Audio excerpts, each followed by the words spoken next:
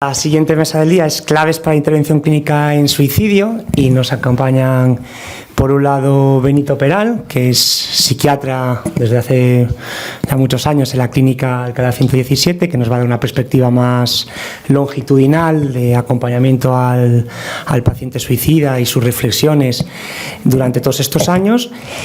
Y luego Jesús Pemán, que es psiquiatra en el Hospital Universitario de Santa Cruz de Tenerife, en el Hospital de la Candelaria, que como psiquiatra de urgencias pues nos va a contar un poco lo contrario, su experiencia como psiquiatra desde una perspectiva pues más transversal, con menos información y en momentos sobre todo más agudo de crisis suicida. Y que empiece, bueno, como prefiráis. Si quieres, empiezas, Benito. Sí.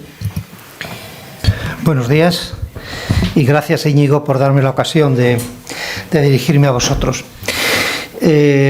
Creo que hay pocos psiquiatras en el público. La mayoría la mayoría sois gente sensata. Yo espero, ya que no hay psiquiatras o hay pocos psiquiatras, porque hay alguno, hablar con claridad, evitar tecnicismos. Decía Ortega que la claridad es la cortesía del filósofo. Yo no soy filósofo, pero intentaré ser cortés y no hablar de temas muy médicos, ¿no? Quisiera decir antes que nada que yo no soy experto en el suicidio. Nunca he investigado el tema del suicidio y por lo tanto no hay ninguna pretensión científica en lo que os voy a contar. Lo que sí es una experiencia de 43 años viendo pacientes y bueno, pues cuando Íñigo me planteó esto, pues me pareció interesante que yo hiciera memoria a lo largo de esos 43 años de los pacientes suicidas, casi todos suicidas consumados, que he tenido ocasión de seguir a lo largo de años, ¿no? El primer caso es curioso porque yo era residente de psiquiatría en el hospital clínico y yo tenía un maestro fuera del hospital clínico con el que hacía terapia que me dijo en una ocasión que él nunca había tenido ningún caso de suicidio. A mí me pareció sorprendente porque era un hombre mayor y con muchísima más experiencia y yo, que llevaba 2 años de aprendiz de psiquiatra, ya podía contar con un caso de suicidio. Un paciente, recuerdo su nombre, se llamaba Zacarías, que estaba ingresado en el Martillo donde yo era residente y estaba ingresado y se había ahorcado del toallero del cuarto de baño, de rodillas y con la cuerda de Macromed que había confeccionado en la terapia ocupacional. Esto es lo primero que a mí me llamó la atención, es que el paciente suicida, el que está ingresado, no cubre ni mucho menos el riesgo de que vuelva a intentar, o sea, de que se suicide, ¿no? Después, años después, tuve ocasión de tratar también ya en otro hospital, bueno, en el hospital del clínico, también en un fin de semana, una paciente se llamaba Conchita. No lo olvidaré nunca porque Conchita se suicidó en un permiso de fin de semana, se tiró al metro. También la llevaba yo. Y nunca lo olvidaré porque cuando le estaba haciendo la historia unos días antes, me enseñó lo que es reificación del pensamiento, que es un síntoma extraño que tienen algunos pacientes esquizofrénicos. Ella era una esquizofrénica residual. Le pregunté para ver si tenía conciencia de enfermedad. Conchita, ¿usted está enferma? Y me contestó, dice, claro, doctor, yo tengo 25 centímetros de esquizofrenia. Me llamó muchísimo la atención, digo, ¿cómo se puede reificar el pensamiento tanto? Después ya, siendo psiquiatra en un hospital de los Hermanos de San Juan de Dios de Madrid, que es Nuestra Señora de la Paz, pues allí tuve ocasión también de atender a pacientes que llevaron a cabo suicidios consumados estando ingresados. Me viene a la mente una médico de joven que venía para ingresar en Alicante. Yo estaba de guardia esta tarde, le ingresé por la tarde y después de cenar, pasando por las habitaciones para ver cómo estaban los pacientes, la encontramos ahorcada en la habitación y decís, bueno, ¿y cómo se puede ahorcar en una habitación de psiquiatría? Pues aquello fue espeluznante porque en un rincón del techo había un ángulo en el que pasaba una pequeña tubería y había un hueco. Allí había metido el cinturón de su bata y se había ahorcado, ¿no? La verdad es que este es un tema muy triste, que en los hospitales, con todas las medidas, los pacientes se suiciden. El caso más dramático que yo tuve ocasión de tratar en Nuestra Señora de la Paz fue el de una persona, una mujer también, de una edad intermedia, tendría unos 50 años, era madre de 3 niños adolescentes, venía del País Vasco y era una profesora de historia. Y esta mujer se suicidó en su habitación metiéndose la friolera de 28 puñaladas. Yo nunca he asistido a un sitio tan horrendo. Estaba todas las paredes llenas de sangre, era espeluznante. Y dice, bueno, ¿y cómo se pudo suicidar con una... no era un cuchillo? Para meterse 28 puñaladas era, no sé dónde consiguió, era una navajita pequeñita. Ella estaba en una planta abierta, en la que se podía salir al jardín. El caso es que murió de 28 puñaladas porque la pobre no podía matarse de otra manera, ¿no? Era un lunes de Pascua, yo acababa de llegar de vacaciones y me encontré con mi paciente en ese estado, ¿no?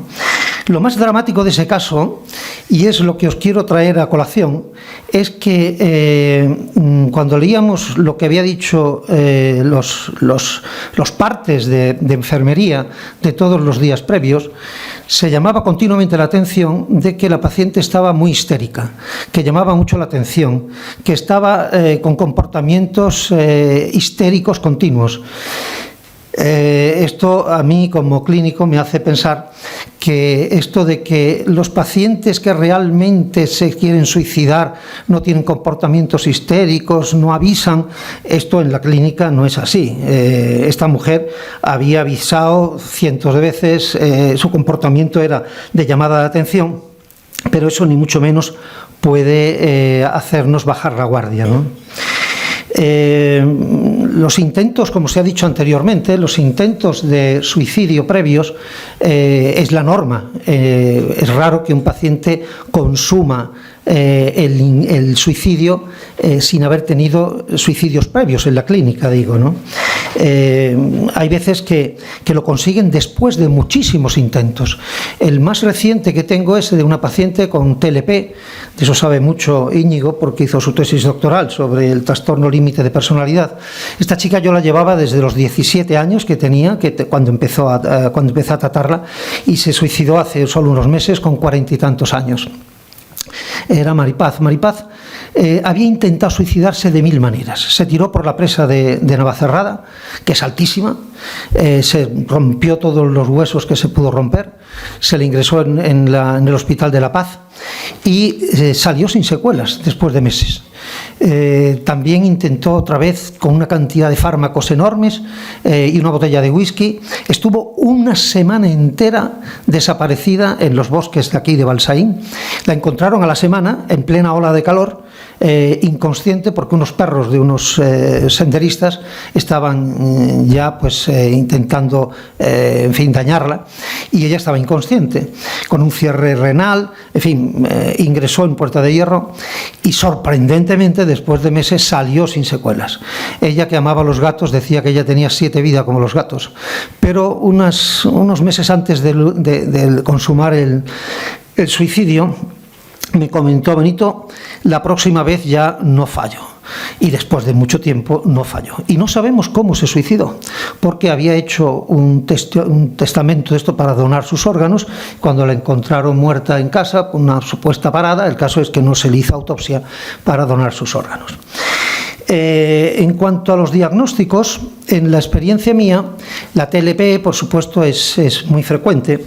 Todo tipo de depresiones, mi casuística, bipolares, en mi memoria vienen varios, depresiones crónicas, depresiones refractarias a los tratamientos, y me llama la atención también que en mi experiencia hay 2 casos de ahorcamiento en mujeres, las 2 en mujeres, y de ahorcamiento por depresiones que Tellenbach llamaba de remanencia, asociadas, y de includencia, asociadas a mudanzas. Recuerdo en una de ellas que se había comprado un chalet en la Sierra de Madrid. Ella quería cambiarse, tenían perros muy grandes y querían cambiarse a un chalet, pero ya que estaba en el chalet empezó a decir mi casa, mi casa, mi casa. El marido intentó comprar una casa al lado de su casa, en la misma calle, pero aquella no era su casa, y apareció ahorcada de la lámpara del comedor. Pacientes esquizofrénicos también menos, pero tengo la experiencia de algún paciente esquizofrénico, me viene a la mente Carlos, que después de atentar contra su padre, al que casi mata, se tiró por el hueco de la escalera, ¿no? Y curiosamente tengo una paciente que todavía vive, gracias a Dios, porque no logró suicidarse, que dentro de lo dramático que es todo esto tiene hasta un cierto toque de humor. Ella me lo contaba con una sonrisa en la boca.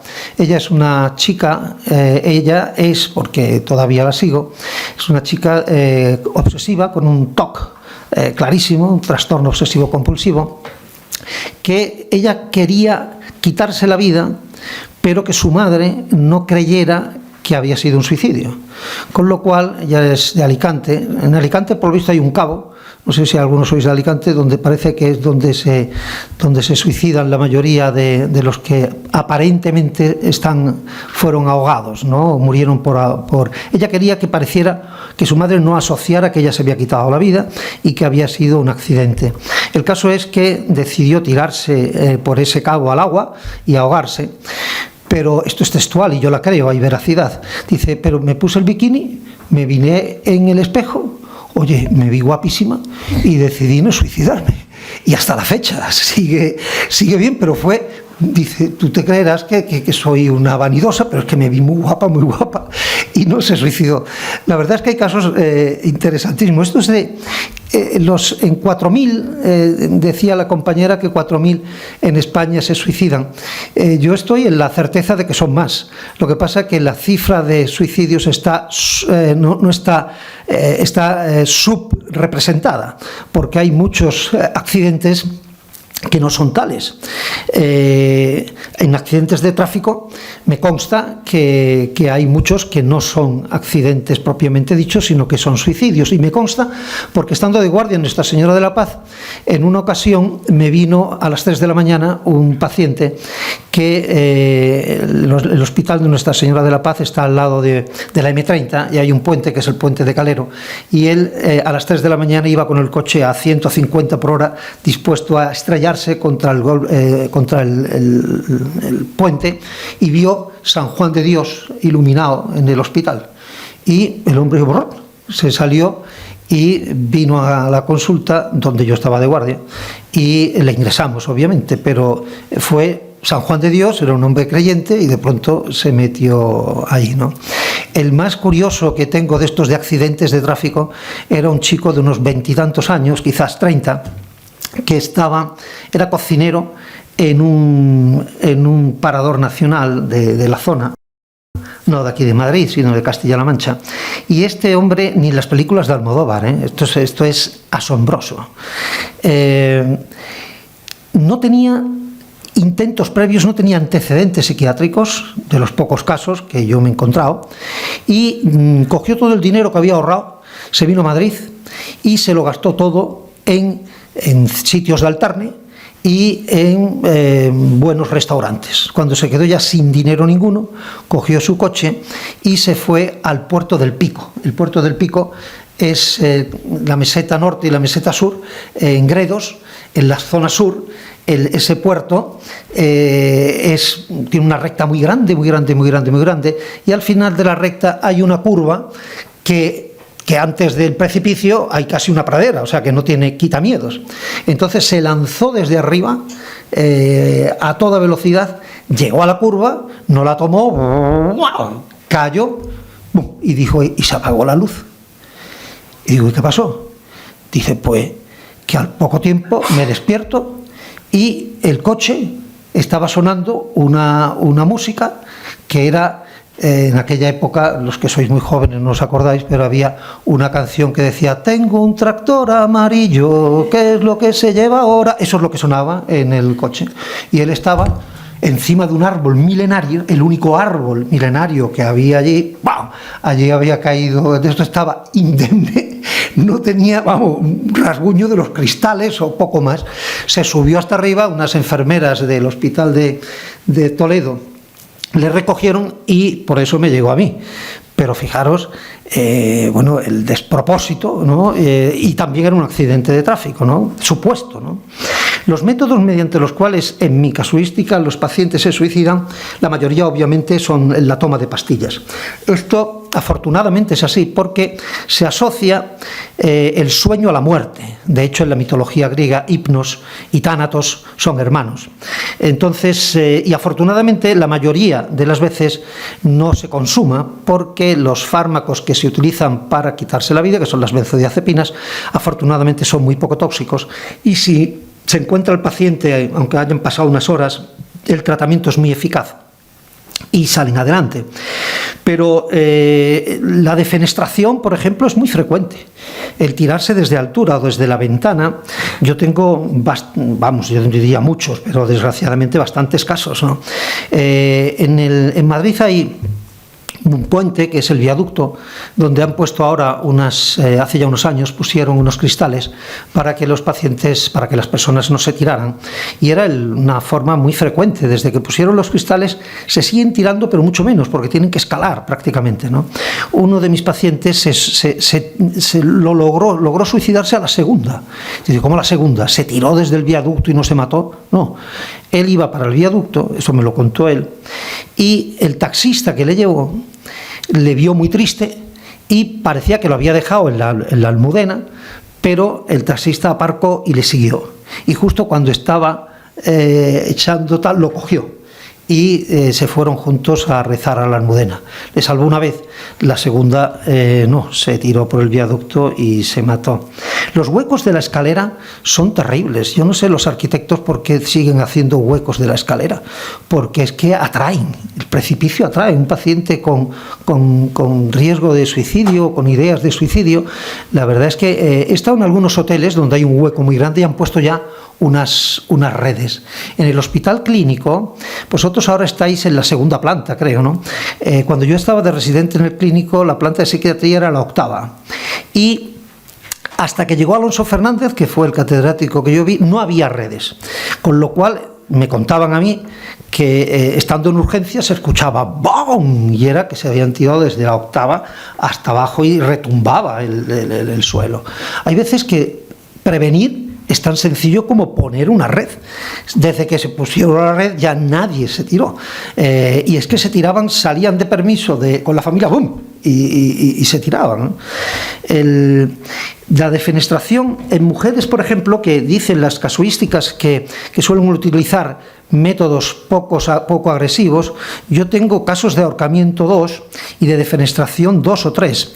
Una de ellas se colocó una bolsa para que no le vieran desfigurada, que comentabas que algunas veces esto de que le vean desfigurada forma parte de tal. Y en cuanto al embarazo, desgraciadamente, una paciente mía, que había sido además antigua alumna mía de psicología, se suicidó embarazada de 6 meses y el embarazo no le protegió. Bueno, el ahorcamiento ya lo he referido y casos extraños de métodos de suicidio. Tengo un chico adolescente que se suicidó con monóxido de carbono en el coche a través de... Lo ideal lo vería en una película, porque en algunas películas se ve la forma esta de morir. Y Federico era un chico, en fin, no importa que dé algunos datos, porque a lo mejor alguno lo podéis leer. Era un personaje interesantísimo que había salido en la televisión porque tenía una capacidad sorprendente para multiplicar por bases de 2, 4, 6, 8 y números de hasta 7, 8 cifras. Es decir, tú le decías a Federico, multiplícame por 8, 4.827.524, hacía 26.000 millones, y lo decía tan rápido o más que una calculadora si tú tenías que poner de esto. El caso es que yo intenté ver cómo lo hacía y no me lo sabía explicar. No, yo es que lo veo. Decía, era una cosa verdaderamente asombrosa. Este chico se suicidó en el hospital psiquiátrico de Palencia tragándose unas tijeras pequeñitas. Con unas tijeras se destrozó, claro, y no pudieron hacer nada, porque hasta que descubrieron que se había tragado la tijera también pasó bastante tiempo, ¿no? Hay profesiones más proclives al suicidio consumado. Evidentemente los médicos formamos parte de ello, y los sanitarios en general. Los militares, los policías, por motivos obvios, porque tienen armas de fuego. Y en mi caso, un paciente, un matarife de un pueblecito de Ávila, se suicidó degollándose, lo cual a mí me llamaba la atención. Digo, este hombre está familiarizado con la muerte, todo lo que hace todos los días es degollar a las cabras, que él tenía y bueno, pues se degolló igual que ello. Y de menos proclives, yo por motivos biográficos de toda índole, pues he tenido ocasión y tengo ocasión de tratar a muchos religiosos, tanto monjas como sacerdotes y frailes, y la verdad es que en mi experiencia ninguno se ha suicidado, y son muchos los que he tratado, ¿no? Parece que estas creencias religiosas le protegen, aunque últimamente he visto en alguna noticia que en Italia hay toda una dinámica porque un sacerdote joven se ha suicidado, y entonces se ha empezado a ver que no es tan infrecuente que entre los religiosos, por la soledad, por una serie de cuestiones, se pueden dar también. Un comentario que me gustaría hacer para terminar, dos comentarios. Uno sobre el suicidio no patológico. Hay en algunos trabajos se tiende a considerar que todo paciente que se suicida está de alguna manera mal, o que está pasando, aunque no tenga antecedentes, pues estaba pasando por una situación depresiva. Yo no soy de esa opinión. A mí me consta, porque he tenido ocasión de comprobarlo en mi experiencia clínica, que hay pacientes que se suicidan y que es un acto libre, que no está asociado a ningún trastorno depresivo. De hecho, hay suicidios altruistas, hay suicidios heroicos, hay suicidios homicidas, donde la persona se mata, pero además lleva a cabo, acaban con los hijos. El caso más espeluznante fue de hace unos años en Canarias, de un señor que llamó a su mujer, le dijo que se asomara al balcón porque iba a ver cómo acababa con sus hijos, y con el coche a una velocidad tremenda se tiró contra un muro, murió él y murió los dos niños. Le dice, bueno, ahí lo que había es odio, hay una violencia vicaria, y podemos llamarlo de mil maneras, ¿no? Y terroristas fanatizados, pues qué os voy a decir, ¿no? Y hay veces que son por motivos mucho más prosaicos, ¿no? Hay veces que el suicidio se lleva a cabo por cuestiones económicas, personas que llevan a cabo un aparente accidente para que su familia cobre un seguro de vida. Y desde luego, como se ha puesto en relieve en la anterior exposición, por balance. Hay personas, y yo he tenido ocasión de tener algún compañero que con una edad ya muy avanzada, sin autonomía, ciego, siendo una carga para su familia, con un sufrimiento para él y para los suyos, que sencillamente dicen que se marchan. En este caso era un médico y se quitó del medio y no estaba deprimido, os puedo garantizar. Unos días antes yo había estado con él y estaba fenomenal, ¿no? Ahí hay un acto libre. Y por último terminaré con un comentario que a mí me duele cuando algunas veces he leído que por motivos ideológicos, esto antes era muy frecuente. Recordad que sois todos muy jóvenes, pero cuando yo era niño, a la gente que se suicidaba no la enterraban en el cementerio cristiano. Había un cementerio aparte donde se les enterraba, ¿no? Porque se consideraba que era un acto moralmente ilícito y que era algo, pues que Luis XIV de Francia tenía unas leyes que a la familia de los suicidados les quitaban todas sus posesiones, una cosa realmente terrible, ¿no? Y en la historia del suicidio y en los comentarios ideológicos a veces se dice que el que se suicida pues muchas veces es un acto inmoral, de egoísmo o de cobardía, ¿no? Desde luego a mí me irrita eso. Mis pacientes suicidas ni eran egoístas ni eran cobardes. Incluso algunos me consta que lo que no conocían era el miedo, ¿no? Maripaz, eso es una cosa tremenda, ¿no? Era de una valentía, no era valiente, era temeraria, porque no conocía el miedo, ¿no? Entonces, esto de enjuiciar, a mí me duele, ¿no? Porque en nuestra sociedad tendemos más a enjuiciar que a comprender. Y la verdad es que sería muy bueno para todos y para nuestra sociedad que enjuiciáramos menos y comprendiéramos más. Y hasta aquí os puedo decir.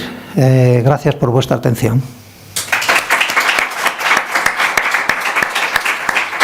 Me presento, yo soy Jesús Pemán Rodríguez, soy psiquiatra en el Hospital Universitario Nuestra Señora de Candelaria en Tenerife y ya agradecer primero a Íñigo, al doctor Alberdi, la invitación, que este ya es el segundo año que vengo un poco a hablar de este tema, que es el manejo del intento de suicidio, de la ideación suicida en un servicio de urgencias. Yo ya desde hace 4 años y medio trabajo en el servicio de urgencias de este hospital. Es un hospital terciario de que manejamos una población de unos 600.000 habitantes y entonces pues vengo a explicaros un poco cómo es nuestro manejo. Y cómo intentamos abordar el suicidio cuando vienen, y posteriormente hay unas pequeñas reflexiones sobre lo que es un servicio de urgencias. Para empezar, el suicidio y la urgencia de psiquiatría. Bien, pues con perdón, lo que vemos es que esto no son datos reales, son datos un poco sacados de mi experiencia personal, no los he comprobado, pero más o menos sí que podríamos acercarse a eso. Más del 50% de las atenciones psiquiátricas que nosotros hacemos en urgencias tienen que ver con la ideación o con una conducta suicida, ya sea un intento autolítico o ya sea por ideación suicida, es decir, intención de llevarlo a cabo. Luego, el problema que nosotros nos encontramos es que que la atención es muy dependiente de cómo esté organizado el servicio de urgencias. Por lo menos en mi hospital, cuando llegan a urgencias, primero es atendido por un médico general, quien lo valora. Si hay un intento, pues primero estabiliza al paciente, o si hay una ideación, pues lo valoran ellos y luego nos avisan. Pero sí que sé, por ejemplo, que en otros hospitales, en el clínico me consta, cuando estuve allí, que a veces eres primera llamada, y luego también influye en cómo se aborda ese paciente, ¿no? Porque en mi hospital, pues actualmente nos encontramos un poco en obras, entonces la situación es un poco más difícil. Los pacientes a veces tienen que esperar en pasillos con otros pacientes con otras patologías muy diferentes al lado, que digamos que no facilitan pues el que sea un ambiente tranquilo para ellos, ¿no? Mientras se les atiende, o una vez atendidos si se considera necesaria una valoración. También dependeremos, que eso lo comentaré un poco, también de cómo esté el resto del sistema sanitario, porque últimamente nos estamos encontrando a lo mejor un aumento de las derivaciones desde primaria, pero que se entiende si entendemos el contexto que tiene hoy en día atención primaria a nivel nacional, ¿no? Y también marco que hay poca formación. ¿Eso qué quiere decir? Que en general, fuera del personal de salud mental, el resto de compañeros no suelen tener una gran formación en lo que es el manejo de las conductas suicidas, y lo que solemos ver es entre prejuicio, miedo y respeto hacia esos pacientes, que a veces repercute en un peor manejo del paciente, que genera una peor experiencia por parte del paciente de cómo ha sido su estancia, ¿no? En mi hospital, en líneas generales, cuando el paciente viene por una ideación autolítica clara que la manifiesta abiertamente, o viene porque ha hecho un intento grave de suicidio, muchas veces, como medida de protección, yo creo que más hacia ellos mismos que hacia el paciente, se procede a contenciones. Entonces nos encontramos muchas veces pacientes contenidos que lo primero que te dicen es: doctor, yo no sé por qué a mí me han contenido, yo no sé por qué estoy aquí atado a la cama, si yo sí me quiero morir, pero eso no es motivo para que me sujeten, ¿no? Y eso no viene viene de un problema de formación de los compañeros, no es una orden desde psiquiatría ni mucho menos, ¿no? Entonces, la conducta suicida, en general, y esto yo creo que ya lo habréis oído de sobra, en urgencias la podemos diferenciar en 2 tipos: intento autolítico o gesto autolítico, que es persona que lo ha llegado a cometer, o en este caso podemos incluir también los ademanes, es decir, esa persona que se acerca a un puente pero no llega a precipitarse, versus la ideación autolítica, que es esa persona que tiene esa idea, y esa idea le genera mucho malestar y acude a urgencias solicitando ayuda. Entonces, ¿cómo abordamos estos 2 tipos de situaciones? Pues ahora un poco los explico. La ideación autolítica tiene como 3 pilares a la hora de valorarlas. Los antecedentes, es decir, es la primera vez que has tenido estas ideas, las has tenido ya antes, has pedido, no has pedido ayuda, tienes alguna enfermedad física. Es decir, el antecedente sería más o menos un poco, como decía antes mi compañera Ana, explorar los factores de riesgo. Es decir, tienes trastorno mental, estás en seguimiento, tienes alguna enfermedad física que aumente el riesgo. Luego, la planificación y la estructuración. La estructuración quiere decir cuán estructurada está esta idea, porque ahí tenemos pacientes que te dicen, mire doctor, yo simplemente lo he pensado, de vez en cuando lo pienso, pues cuando estoy un poco más triste, pero de ahí no sale. A otros pacientes que te dicen abiertamente, doctor, yo lo pienso todos los días es el primer pensamiento que me viene a la mente, ya estoy pensando en cómo llevarlo a cabo. Y la otra cosa que tenemos que valorar es la planificación, es decir, ¿hay un plan para llevarlo a cabo? ¿Sí o no? En algunos casos muchos te dicen, no doctor, yo simplemente, pues si llega, me llegó. Comentario a veces muy recurrente de, bueno, ojalá me atropelle un coche, pero yo no me voy a poner delante del coche ni voy a hacer nada para que eso suceda. Y otros que no, que directamente te cuentan, mire doctor, yo ya tengo cogidas las pastillas, las tengo guardadas en un cajón, pasado mañana es el aniversario X, sé que mi madre va a estar fuera durante 5 horas y ya lo tengo pensado para en ese momento hacer eso. O ya he mirado el sitio en no sé dónde, que sé que no va gente, y voy a esperar a tal hora que ahí no va a haber riesgo de que nadie me rescate, ¿no? Entonces, esas 3 cosas juntas nos permiten, digamos, hacer una valoración de cuál riesgo real hay en ese paciente que dice tener ideas de muerte. Luego, ya os explicaré un poco los procedimientos que hay. Y cuando se trata de un intento autolítico, tenemos lo que es la planificación, que aquí lo que tenemos que valorar es cómo de planificado fue el gesto autolítico. Es un poco lo que hablábamos antes. Cogió pastillas, esperó a una hora en concreto que no hubiera nadie, buscó un sitio concreto, o en la mayor parte de los casos lo que nos encontramos es gente que lo ha hecho de una forma bastante impulsiva o poco planificada. Es, doctor, ayer discutí, según discutí, fui al puente o recibí una carta, recibí algo y con las mismas pues o tomé pastillas o hice lo que en ese momento consideré, o sea, no lo pensé mucho, ¿no? Luego tenemos la rescatabilidad. Es qué probabilidad había de rescate. Aquí recupero un poco lo que decía también la doctora antes, que hoy en día con los WhatsApps la rescatabilidad aumenta, pero ahí tenemos que valorar qué posibilidad había de rescate. Dentro de aquí, obviamente, si el método es muy letal, la rescatabilidad es menor. Rescatar a alguien que se pega un tiro en la cabeza es muy baja, por mucho que lo hagas delante de tu familia. En cambio, tomarte pastillas, depende de qué pastillas, es más fácil, ¿no? Entonces ahí también valoramos pues qué posibilidades había de rescate. Es decir, lo hizo porque la mayoría es gente, un porcentaje importante es gente que se toma pastillas en el domicilio con una nota previa vía WhatsApp o sabiendo que está uno de los familiares en casa o aprovechando que el familiar ha ido un momento a hacer la compra, donde podemos presuponer que va a haber un rescate relativamente pronto. Pero no tiene por qué ser así. Puede ser gente que te diga, yo me fui al monte, en el monte me encontraron 4 días después, no sé cómo, que es un poco un caso de los que tú comentabas, ¿no? Antes, de esa paciente que fue encontrada de casualidad. Pues ahí te habla de una mayor gravedad. Entonces eso también lo tenemos en cuenta. Los antecedentes, un poco lo que comentábamos antes, hay antecedentes previos, no hay, lo ha hecho ya alguna vez o no, si lo ha hecho anteriormente, qué métodos ha usado, si son métodos de alta o de baja letalidad.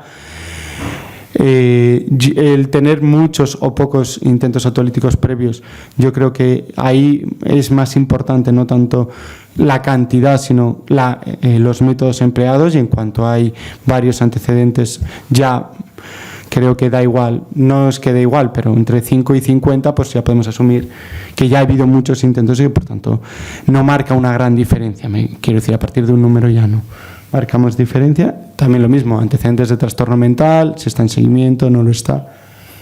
La crítica y la letalidad. Vale. En cuanto a crítica, ahí nos referimos a qué opina el paciente en el momento actual. Es decir, ¿hay un arrepentimiento sincero o no hay un arrepentimiento? ¿Qué opina del suceso?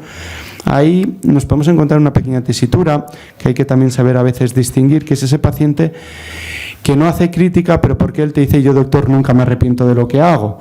Eso no quiere decir que ahora no se muestre arrepentido en el sentido de que no lo va a volver a hacer, sino pues es gente que por su forma de vida asumen los actos, y hay otros que te dicen, no, doctor, yo sinceramente no me arrepiento, y es más, estoy triste porque no lo haya llevado a cabo, o porque me encontraron, o porque no me equivoqué con el método, tenía que haber usado otro. Y otros que directamente desde el minuto 1 te dicen, mire doctor, lo siento mucho, esto ha sido una tontería, ha sido una chiquillada, no sé cómo me ha podido pasar esto, se me fue la cabeza. Que eso también habla un poco de la opinión del paciente. Respecto a esto, sí que se recomienda dejar unas horas de observación. Yo desde mi experiencia diría que mínimo entre 12 y 24 horas para poder valorar realmente qué opina el paciente de lo sucedido, porque muchas veces si se ha tomado pastillas, entre que se le pasa el efecto, procesa lo sucedido, es difícil que el paciente tenga una opinión real de lo sucedido, ¿no?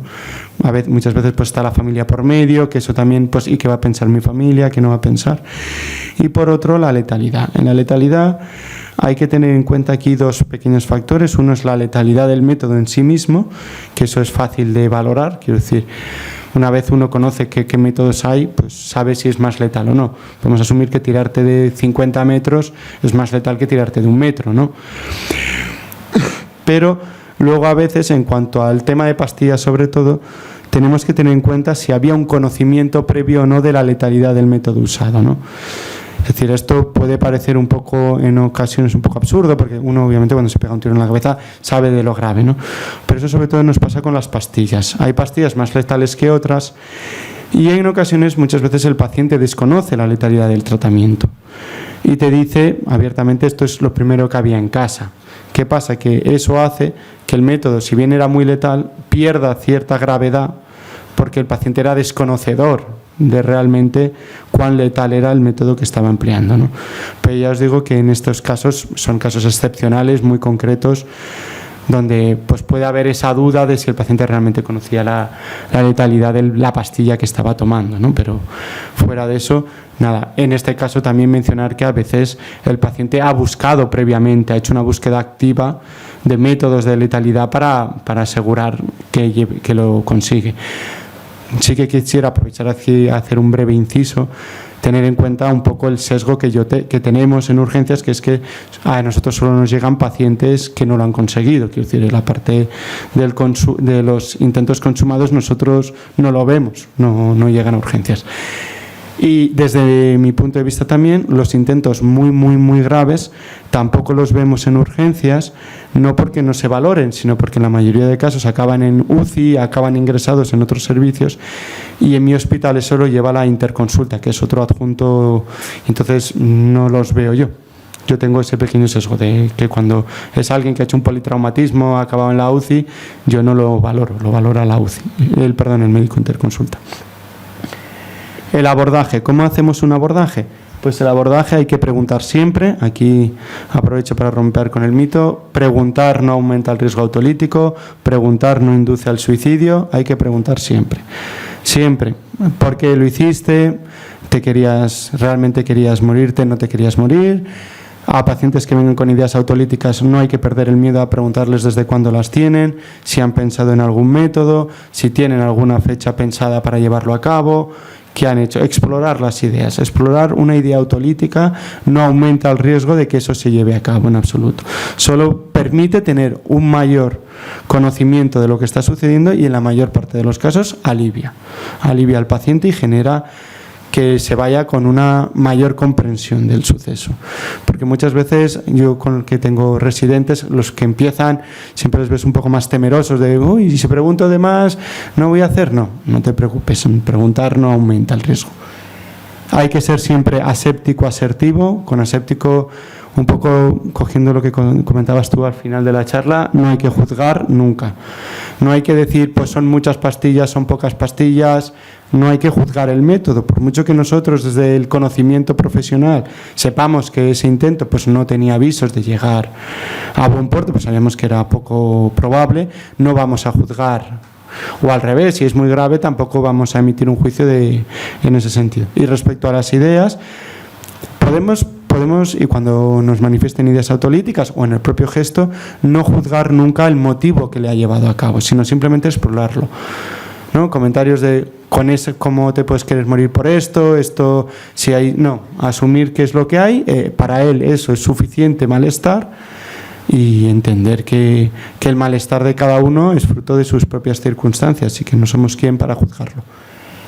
Respetar los tiempos, ¿eso qué quiere decir? Que hay que saber manejar silencios incómodos, porque a veces esto, como es algo íntimo, es algo que pocas veces se habla y que genera, por desgracia hoy en día, hay mucho prejuicio en la sociedad, cuesta mucho hablar de ello y a veces requiere de más tiempo. Pues hay que respetar los tiempos del paciente, entender que va a llevar su tiempo, que va a haber silencios, que a lo mejor, para desgracia nuestra, no va a hablar todo lo que nos gustaría, y entender que a veces pues, la información va a llegar incompleta. Pero no porque el paciente no nos quiera ayudar, sino porque no hay más opción. Que le cuesta, pues con lo poco que tengamos, trabajar, ¿no? Y no insistir en, oye, no me has dicho esto, no me has dicho, oye, cuéntame esto, no. En asumir que esto es la información que tenemos e intentar con ello manejarlo. Y por último, la intimidad. Eso en urgencias, pues bueno, a veces es pedir peras al olmo, ¿no? Pero intentarlo en la máxima medida posible. Nosotros, por suerte, tenemos en la urgencia de mi hospital, tenemos reservada una pequeña consultita, y entonces, pues siempre que podemos, intentamos llevar al paciente a esa consulta para que se sienta más en un ambiente más cerrado, más íntimo, y donde pueda hablar más fácilmente. Porque a veces no es posible, porque cuando hablamos al paciente pues está escayolado, está todavía con unas vías, está en otras circunstancias, y lo tenemos que hacer pues en mitad del pasillo, o a lo mejor en una sala que está el paciente ya medio metro, tiene otra cama con otro paciente y perdonar. Es difícil, es más difícil que ahí el paciente se pueda abrir, que lo pueda comentar. Y sí que es verdad que el comentario es un comentario bastante recurrente por los pacientes: doctor, ¿no tiene usted un sitio más íntimo donde podamos hablar? Doctor, ¿no tiene usted una consulta? Y yo, en la medida de lo posible, aunque estén con vía, muchas veces yo mismo pues les paro el suero, los llevo a la consulta, pregunto, oye, ¿me lo puedo llevar? Intentamos siempre generar el clima de mayor intimidad posible, ¿no? Para que facilitar la expresión de estas emociones y estas ideas, que muchas veces son muy difíciles, porque hay que entender que muchas veces la primera persona con la que ellos hablan de estas ideas es contigo. A lo mejor se las han comentado por encima al médico de cabecera, al médico de primaria, pero lo llega y es contigo. No lo sabe ni la pareja, no lo sabe ni la familia. Entonces, pues facilitarles ese espacio, ¿no? El manejo clínico, pues esta pirámide creo que lo refleja bien. La mayor parte de los pacientes, si consideramos que el riesgo es bajo y hay un buen soporte familiar, se suelen ir de alta, es decir, más del 50, yo diría que alrededor del 70-80% de los pacientes que van por ideas autolíticas, van por gestos autolíticos, son dados de alta. Luego ya explicaremos un poco también en las reflexiones. Luego, una pequeña parte se queda en observaciones, esos pacientes que todavía no tenemos claro la decisión a tomar, o bien médicamente están todavía en observación y puede haber cambios en la situación médica que origine un cambio en su ideación autolítica. Pero yo eso siempre se lo digo mucho a los residentes, digo, mira, si todavía está pendiente de los compañeros de medicina, no le deis el alta, salvo casos muy muy excepcionales, porque basta que se complique para que el paciente, que no se quería morir, ahora diga, pues ahora que se me ha complicado y médicamente estoy peor, ahora sí me quiero morir, ¿no? Y por último, aquellos pacientes donde las ideas autolíticas siguen estando persistentes, sigue ese discurso, sigue refiriendo de forma recurrente, yo doctor, según salga por la puerta, lo primero que voy a hacer es volverlo a intentar, yo doctor, no le veo salida a esto, es que no hay otra opción.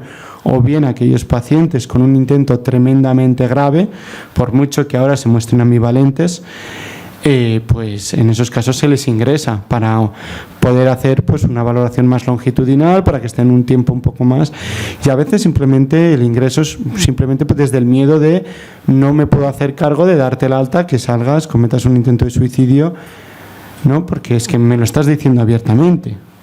Luego ya podemos entrar en otros matices que yo creo ya son más complejos y difíciles, y que creo que no son motivo ahora para tratar, porque nos podríamos tirar horas con esas pequeñas diferencias. Y ahora os voy a plantear, ya solo quedan 2 diapos, esta y la otra, pues el otro día me puse a hacer una revisión porque dije, voy a ver qué hay del manejo del intento de suicidio en urgencias, ¿no? Pues me encontré que no hay nada.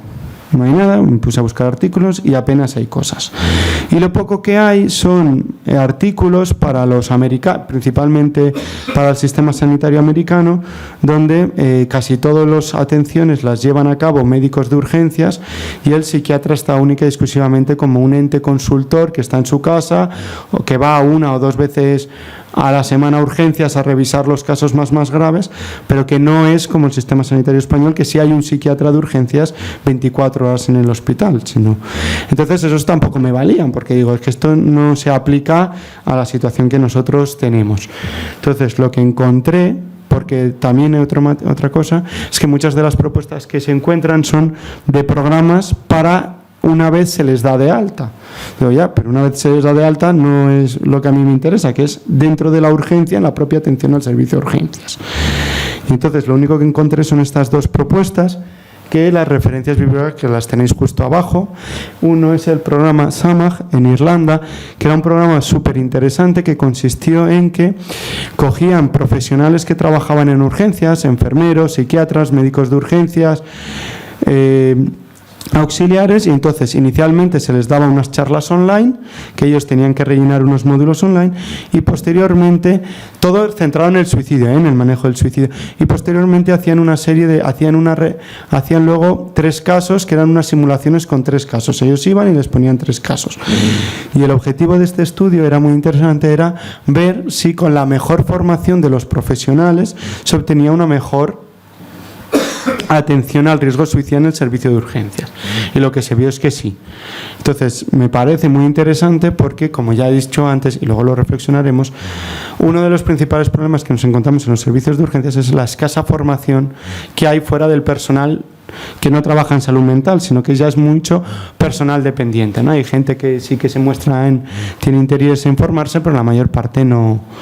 Entonces este era un programa, el SAMAG, y el otro es la Hope App en Canadá, que era una app online que tú la podías instalar en tu teléfono, que servía un poco era más de trabajo en domicilio, pero en este caso lo empezaban a usar en urgencias. El propio psiquiatra o el médico de urgencias la sacaba y la empezaba a usar con el paciente en la primera atención de urgencias, con la intención de, oye, esta app, vamos a trabajar juntos en esta primera consulta, y luego tú ya cuando vayas de alta la tienes y sabes cómo usarla y la puedes seguir trabajando con ella. Y me pareció muy interesante también como otra herramienta, ¿no?, que se puede trabajar, sobre todo que las herramientas online, que hay muchas, no se queden fuera de urgencias y sea, no, mira, está esta app, instálatela tú ya sabrás si la usas, sino vamos a hacer aquí el registro, lo vamos a hacer aquí, vamos aquí a hacer un primer uso de la aplicación. Y lo mismo me pareció pues como muy interesante. Y por último, ya para terminar, unas reflexiones personales sobre lo que yo considero en estos 4 años y medio que es la urgencia de psiquiatría.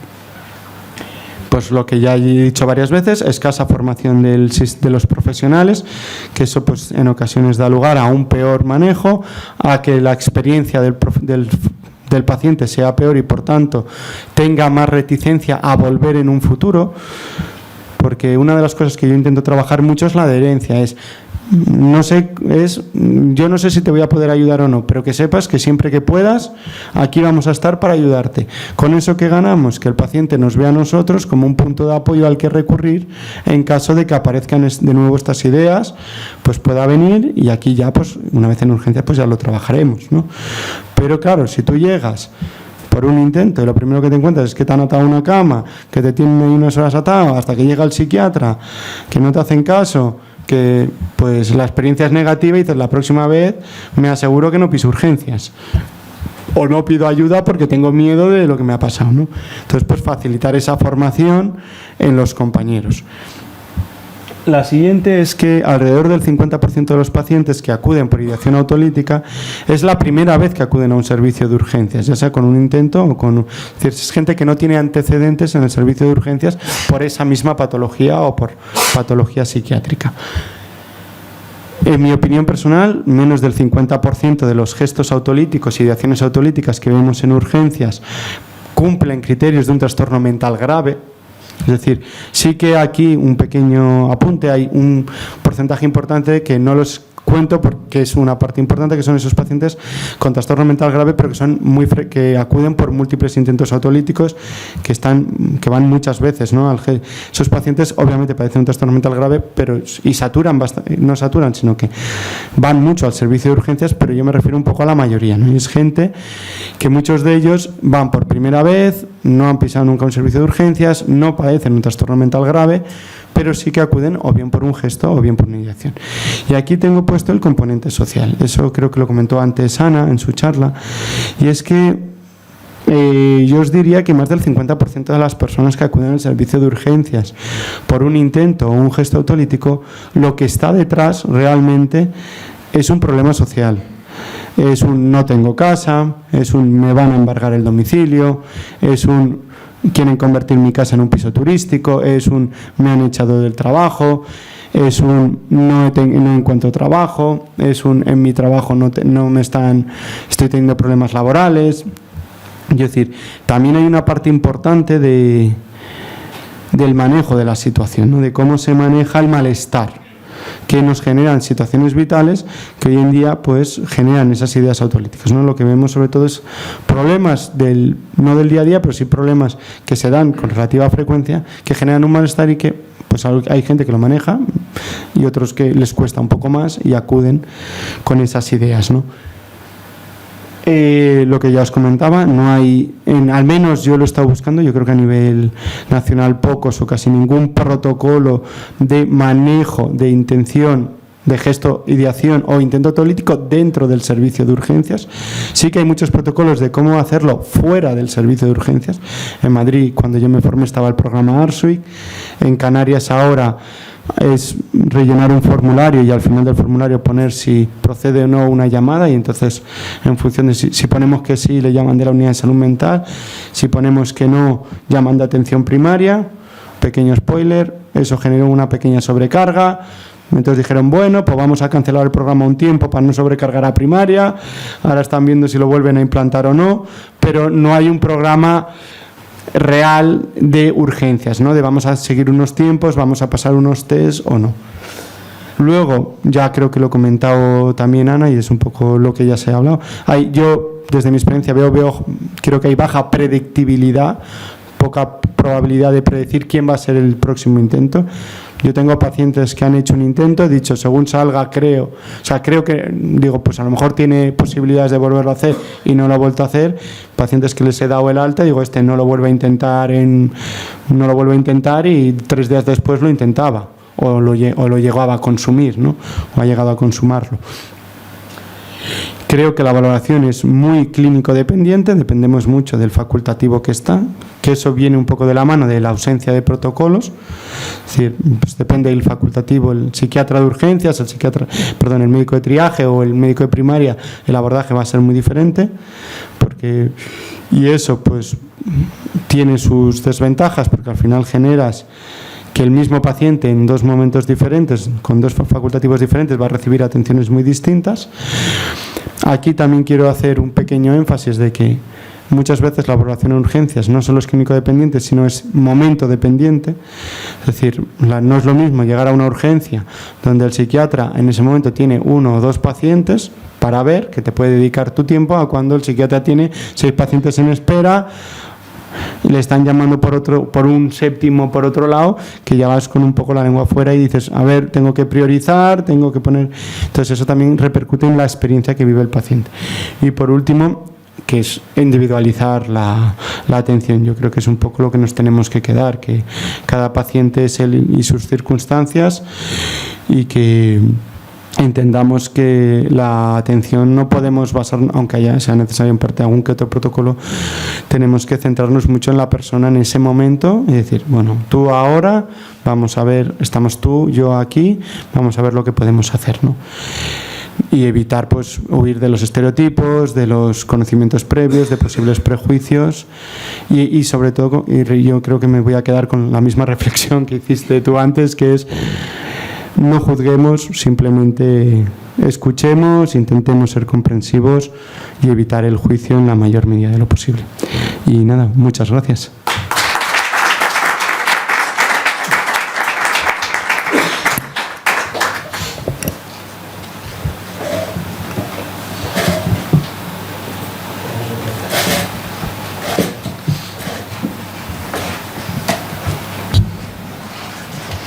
Bueno, muchas gracias a los dos y enhorabuena por vuestras ponencias, que han sido muy interesantes. Tengo una pregunta para cada uno de vosotros. Al doctor Pelmán me gustaría preguntarle, porque has hecho, bueno, como es lógico en urgencias, que al final es una práctica clínica a veces de supervivencia y pues muchas veces tanto a nivel estructural como a nivel de facultativos, de personal y la propia idiosincrasia de la urgencia pues es muy deficitaria. Supongo que es psiquiatría ficción o salud mental ficción. Si tuvieses a un gestor delante, ¿qué plan le propondrías a nivel de recursos, personal y estructura para una urgencia de salud mental? Vale. Lo que voy a decir puede sonar un poco contradictorio, porque al final la urgencia se basa un poco en eso. Pero lo que sí que pediría, si pudiera, a ver, nosotros estamos pendientes de una reforma total del servicio de urgencias, calculamos que para principios del año que viene lo tenemos, y ahí sí que en principio se nos va a otorgar una pequeña zona, ¿no? Una pequeña zona para nosotros. Entonces yo lo que pediría un poco es, en la medida de lo posible, tener un pequeño espacio para nosotros, en el que el enfermero lo pongamos nosotros, sea un enfermero especialista, no, porque al final ahí creo que también marca mucho la diferencia, que eso es lo que puede más costar, porque ya sabéis que al final para el gerente lo importante somos los que podemos hacer muchas cosas, ¿no? Entonces, si ese enfermero lo pueden poner de urgencias, pues probablemente lo intenten por poderlo sacar, ¿no? Lo que pediría es eso, si bien soy consciente de que el tener un espacio propio para nosotros, con nuestro propio equipo, que va a permitir un manejo más adecuado de la situación, tiene dos partes negativas, que una es aumentas el estigma, porque ya no vas a la urgencia normal, como cualquier otro paciente, sino vas a la urgencia de salud mental. Y otro, que en pacientes que hayan hecho intentos autolíticos graves, corres el riesgo de que a la primera de cambio te metan pacientes todavía pendientes de limpiar la medicación, pacientes que han hecho intentos autolíticos con pastillas que pueden producir la muerte con bastante facilidad, los pongan en una urgencia con poca, pues a lo mejor sin monitorización o sin el equipo adecuado, ¿no? Quiero decir que ahí corremos un poco eso, pero sí que lo que pediría, teniendo en cuenta eso, al menos creo que así siendo a lo práctico, que hubiera cursos de formación del personal de urgencias en el manejo, yo diría en general, del paciente con trastorno mental grave, pero ya que estamos aquí, de manejo del paciente con un intento o una ideación autolítica, para aprender a manejarlo, porque muchas veces vemos que les genera mucho miedo, mucho respeto y no se hace un abordaje adecuado. Y quizás también pues la parte de que el paciente más conflictivo, el paciente que se agita, no es un paciente de psiquiatría de primera, sí, ¿no? Que a veces... Y también un poco, que esto ya es meterme un poco en otras lindes, ¿no? Pero también aprovechar en esa formación, explicar un poco lo que son el derecho de autonomía, ¿no? Porque nosotros muchas veces nos encontramos comentarios de llamadas al busca de doctor, hemos tenido que contener a este paciente que viene por ideas autolíticas porque se quiere ir y usted todavía no lo ha visto. Y digo, ya, bueno, pues ¿ha venido voluntariamente? Sí, pues es decir, suena un poco contradictorio, pero también un poco favorecer que entiendan que hay un derecho a autonomía pero eso lo vemos, ¿no? O sea, lo que yo veo es mucho miedo a ese paciente que viene a urgencias pidiendo ayuda por ideación autolítica y que se vaya de urgencias sin verlo y haga un intento, y entonces da la sensación de que el hospital va a tener que cerrar y no es el caso. Pero yo pediría sobre todo formación de los compañeros. Vale, muchas gracias. Y al doctor Peral me gustaría preguntarle que clásicamente ya se mencionó mucho también la cifra de que las personas que hacen un intento de suicidio, o el suicidio en general, se acompaña como de un 90% de trastorno mental, a veces diagnosticado, a veces sin diagnosticar, incluso hay estudios que dicen más. A mí en mi experiencia clínica me parece que puede ser una cifra un poco muy mantenida a lo largo del tiempo y de la literatura, pero no sé si incluso a veces un poco arbitraria. Tú, después de tantos años, después de tantos pacientes, acompañando a tanto paciente, no sé si se podría reducir a una cifra, pero ¿qué impresión te dan estos datos? Concretamente, el trastorno mental detrás del suicidio, ¿en qué porcentaje crees que está detrás de cuando hay un intento de suicidio? ¿Qué porcentaje de gente dirías que puede ser diagnosticado de un trastorno mental? Pues la verdad es que no tengo ni idea. O sea, yo no... os he dicho antes que yo no he investigado nunca sobre el suicidio. Yo lo que he traído es la experiencia clínica de pacientes ya suicidados, ¿no? Pero que he tenido ocasión de ver a lo largo del tiempo. A mí lo que me parece, pero vamos, es una opinión personal y no basada en ninguna investigación ni en sin ninguna pretensión, a mí me da la impresión de que hay una tendencia en general en nuestra sociedad a psiquiatrizarlo todo. Y yo soy de la opinión de que conviene no psiquiatrizarlo todo. Existe una cosa que se llama maldad y no necesariamente tiene que tener un diagnóstico. Hay personas que libremente se suicidan y la idea, hay un libro que tu padre me aconsejó sobre la historia del suicidio, en la que se ve como a lo largo de la historia se ha pasado de consideraciones un poco paradigmáticas, ¿no? De que el suicidio tiene que ser o algo moralmente malo o algo enfermizo, ¿no? Como que no cabe otra disyuntiva, ¿no? Yo no te sabría dar cifras, pero estoy totalmente en desacuerdo con ello, ¿no? Y evidentemente si tiras de la historia, entonces comparamos la Grecia antigua, un personaje como Sócrates que se suicida, o Séneca, tú dices, bueno, esta gente, ¿qué tenían de enfermos mentales? Absolutamente nada, todo lo contrario, ¿no? Era un acto libre y además un acto de balance, ¿no?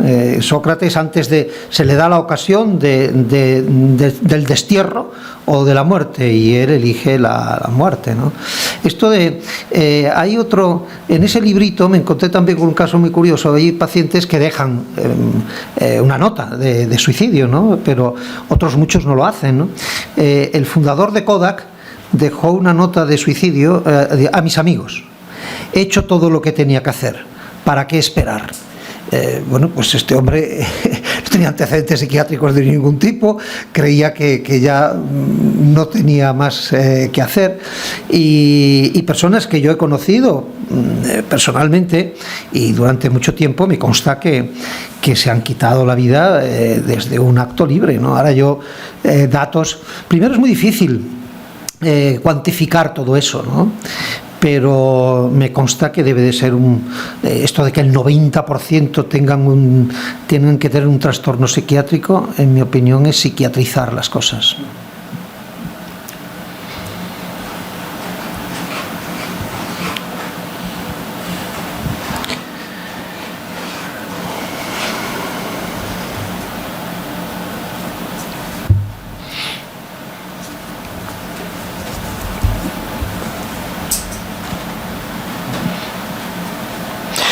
Ya que nadie pregunta, quiero yo hacer un comentario sobre la estacionalidad, ¿no?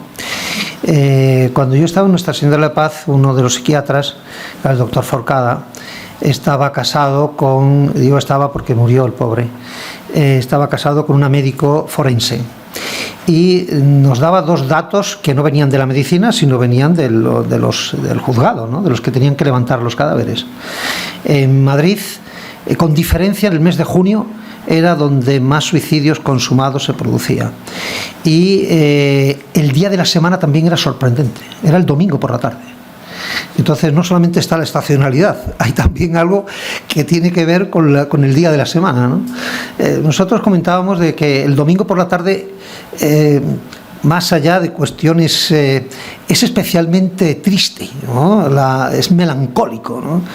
No sé si es el final de algo, el lunes empieza todo de nuevo, y quizás junio tiene las mismas características, ¿no? En junio se acaban los cursos, se acaba tal, y dice, bueno, el año empieza en enero. La verdad es que desde un punto de vista quizás, el año empieza en enero, además, de una manera muy estúpida, porque fijaros, enero, febrero, marzo, abril, mayo, junio, julio, diciembre es 10, noviembre es 9, octubre es 8, septiembre es 7. Es que en realidad, ¿por qué septiembre, que es 7, es el 9? No, Dic era 10, enero era el 11 y febrero era el 12. Por eso tenía 28 días, porque ya no había más. Entonces febrero tiene 28 porque era el último. Y lo cambian en el siglo XVII, un papa que lo cambia y dice que las Navidades coincidan con el comienzo del año. Pero el comienzo del año, los que somos de pueblo, el año empieza en septiembre, octubre, con la siembra y tal. Y en otros órdenes quizás más de urbanos, pues yo diría que junio es el final de algo, ya empiezan las vacaciones, etcétera, ¿no? Entonces, la estacionalidad, por supuesto, puede explicar los pacientes psiquiátricos, ¿no? Pero hay algo de orden no psiquiátrico que tiene que ver con cuestiones más, yo creo que profundas de psiquismo, ¿no? A mí lo del domingo por la tarde me llamaba poderosamente la atención, es que la inmensa mayoría eran los domingos por la tarde. Esto es lo que quería decir sobre el junio. En Madrid tenemos, y en España en general, hay está el teléfono de la Esperanza, con los que yo hace años estuve en contacto bastante, y me consta que ese es un medio en el que muchas personas solas, solitarias, pueden encontrar también alivio, ¿no? Este tipo de acciones a mí me parece bastante interesantes, ¿no? Y bueno, no sé si no os atrevéis a preguntar nada más, porque Bueno, yo al hilo de lo que te preguntaba, siempre me ha llamado la atención desde el MIR, el dato ese del 90%, y cada vez que he estado en unidades muy distintas, en la urgencia, en la planta o en consulta privada en pacientes más longitudinales, me parece un dato exageradísimo, el del 90% que cumplan diagnóstico de salud mental, pero es verdad que es un dato que se replica y se replica y se replica, y como precisamente tú que llevas tanto tiempo a pie del cañón viendo pacientes, además, porque, bueno, preguntándole a Eman en un corte más transversal es muchísimo más difícil emitir un diagnóstico, ¿no? Y de hecho lo has dicho antes, pero a nivel longitudinal, que es cuando se supone que se diagnosticaría mejor, pues precisamente me sigue surgiendo esa duda. Entonces, bueno, pues la verdad. No, pero mi sesgo es enorme. Yo lo que veo es pacientes psiquiátricos, entonces yo no tengo la posibilidad de vosotros que veis población general y tal, ¿no? Yo llevo 43 años viendo pacientes, ¿no? Entonces mi sesgo es pacientes psiquiátricos.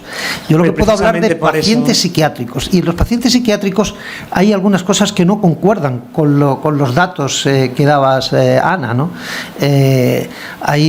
Hay cosas que, pues, por ejemplo, de lo que las mujeres no utilizan métodos agresivos, en mi caso, que es un caso, bueno, pues son 43 años de experiencia, y bueno, pero no he hecho ninguna sistematización, pero mujeres que se ahorcan, mujeres que se defenestran, mujeres que tal, esto hay veces que se repite, esto ocurre con todo, hay veces que hay un dato y las siguientes investigaciones que consultan bibliografía van repitiendo el dato, y lo damos por bueno, y la verdad es que no es bueno.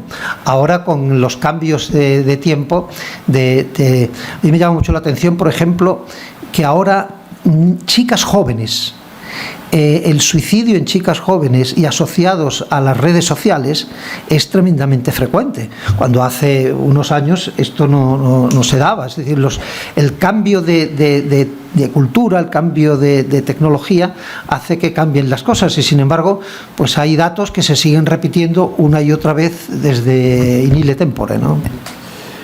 Yo, un poco por abrir otro pequeño melón, pero polémico, es hasta qué punto, o sea, porque yo estoy totalmente de acuerdo con vosotros desde mi punto de vista de la urgencia, como ya explicaba, la mayor parte de los gestos no hay un trastorno mental grave de base, sino es una problemática social. Hasta qué punto ese dato lo hemos mantenido un poco por miedo a desmentirlo, es decir, de nuestro propio miedo de decir, oye, yo voy a ir contra corriente, voy a ser el primero que levante, ¿no? Porque al final esto es como el rey que va desnudo, ¿no? ¿Quién es el primer valiente que dice, oye, que este señor va desnudo, ¿no?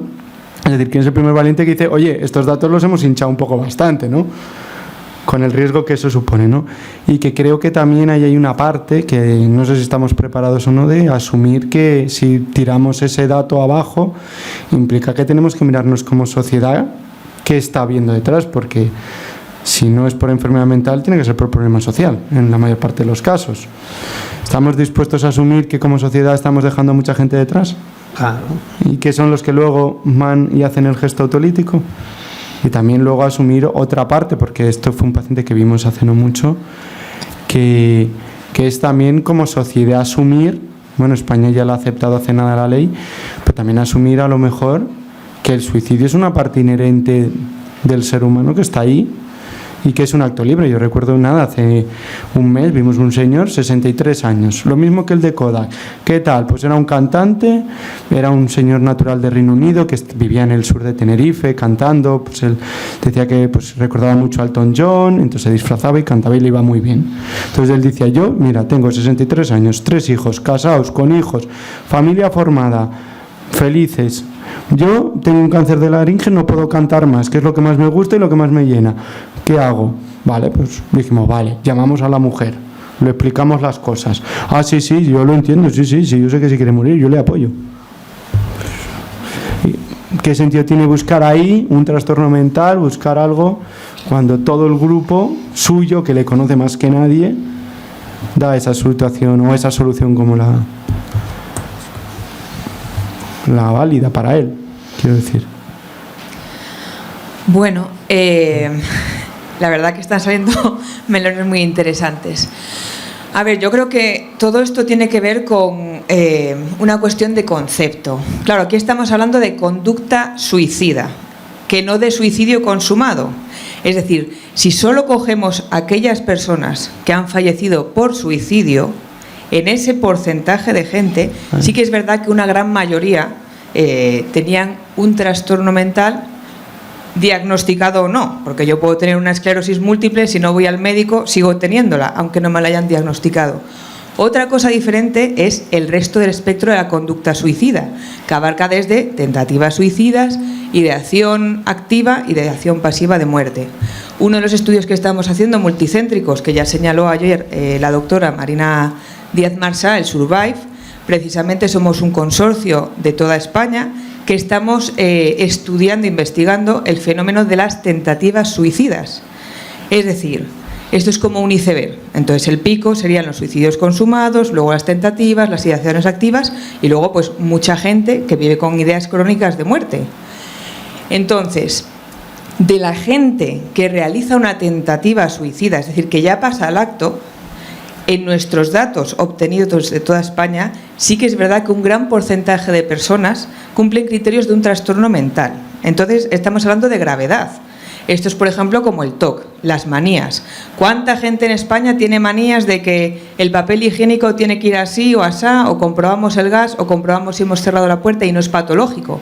Pero todo eso es un espectro. Entonces, la conducta suicida también sigue un espectro. Y, evidentemente, los de mayor gravedad sí que podemos atribuir, y estos son con datos de investigación, que forman parte de lo que podemos llamar personas con trastorno mental. Pero eso no quiere decir que todo el mundo que tenga una conducta suicida sea una persona con trastorno mental. Entonces yo creo que es un poco ahí donde puede ser que venga el error. Y luego otra cosa a propósito de lo que nos ha contado el doctor Jesús Pemán de las urgencias, mi reflexión viene un poco de cómo ha cambiado nuestra práctica clínica en cuanto han venido las denuncias. Es decir, que muchas veces lo que hacemos son prácticas defensivas. Hay gente que le daríamos perfectamente el alta si no tuviéramos el miedo de que, como pase algo, nos van a denunciar.